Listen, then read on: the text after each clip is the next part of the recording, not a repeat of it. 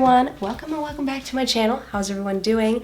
Today I'm going to be sharing how I customize the iOS update and how you can too, and a few little hidden features along the way. So if you want to know how I did that, stay tuned. Let's get this video started. But before I get started, if you're not already, subscribe to my channel. You can follow me on Instagram, link my social media down below. Anyway, let's get right into it. So the first thing you're going to need to do is you're going to need to update to the iOS 14 if you haven't already. But before you update, make sure to declutter your phone. This is just I suggest decluttering your phone first actually. This is just going to help managing storage, helping you free up some storage, and I always feel better whenever I just kind of clear my phone up and declutter anyway. Pick an aesthetic. This is going to be helpful and beneficial in many ways, okay, because you can really customize and really get into the details of everything if you honestly want to. It's a little bit more timely, but definitely pick an aesthetic. It's going to help. And then just to show you what mine looks like, this is what my home screen is. So there's that. Okay.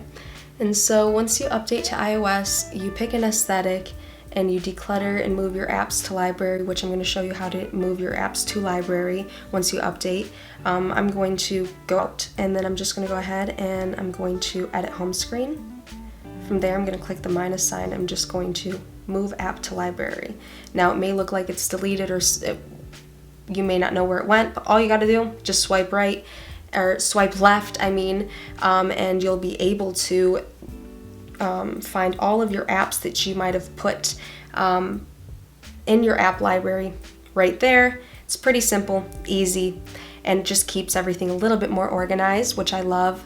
And then you're going to, once you do that and get the hang of that, you can download Widget Smith. This is how you're going to be able to edit all your app icons, get these cool little features on top like I have here.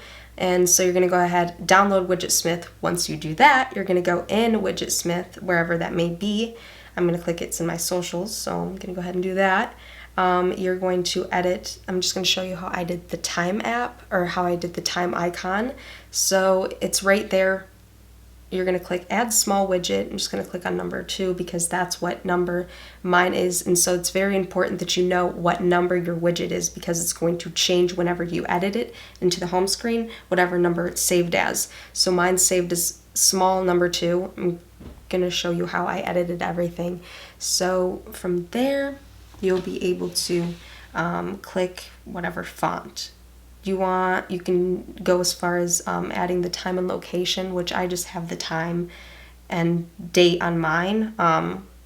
But for the date, it's just, this is the settings, as you can see. So my font is New York, my tint color is white, background color cream, and then border color white. You can go ahead and go as far as adding your own icon for your time. So maybe if you want to add like something or a picture from your camera roll, go ahead. And I just have it saved as, like I've already said. Those are my settings. From there, you're going to go ahead and save. You're going to go here, edit home screen, and then whatever your clock icon is before that, you're just going to go ahead and click it. And then edit widget. It's already saved as number 2. You may have to go into your settings and change it around if it's not saved at the right number. Mine is, but that's how you do that. It's pretty simple, honestly, but if you're new, it's going to be a little bit tricky and difficult, I guess. And go into editing your app covers, and I kind of just explained a little bit on how you can do that. I'll make a whole nother video on how to edit the icons and as far as editing apps and everything else goes, because that can be, like I've said, a little bit more timely. You have to get the hang of it. I'm going to show you how you can do a little bit of some hidden features. These are fun. I wouldn't say they're like useful, but I mean, honestly, if you're looking to get a little bit more use out of the update, this is a fun setting you can do. So just going to go into settings, and then you're going to go into accessibility, you're going to go into, accessibility, and then you're going to go all the way. You're going to go into touch, physical, and motor right there. You're going to scroll all the way up, and you should be able to see back tap. And so now back tap, I have double tap as a screenshot, triple tap as a it's going to direct me right to YouTube. Then you're going to go back and then triple tap it'll take me directly right to YouTube. So I'm going to show you how to do that. There we go. So it takes me right to my channel here.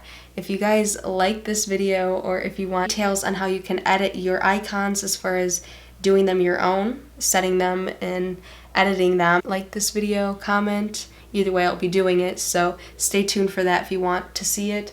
Anyway, I hope you guys enjoyed this video. Hopefully it was insightful. A few little hidden features on how you can customize the iOS 14. End this video here. If you're not already, subscribe to my channel. And if you'd like, follow me on Instagram. I will link all my socials below, and I will see you guys in the next video. Peace out. Bye.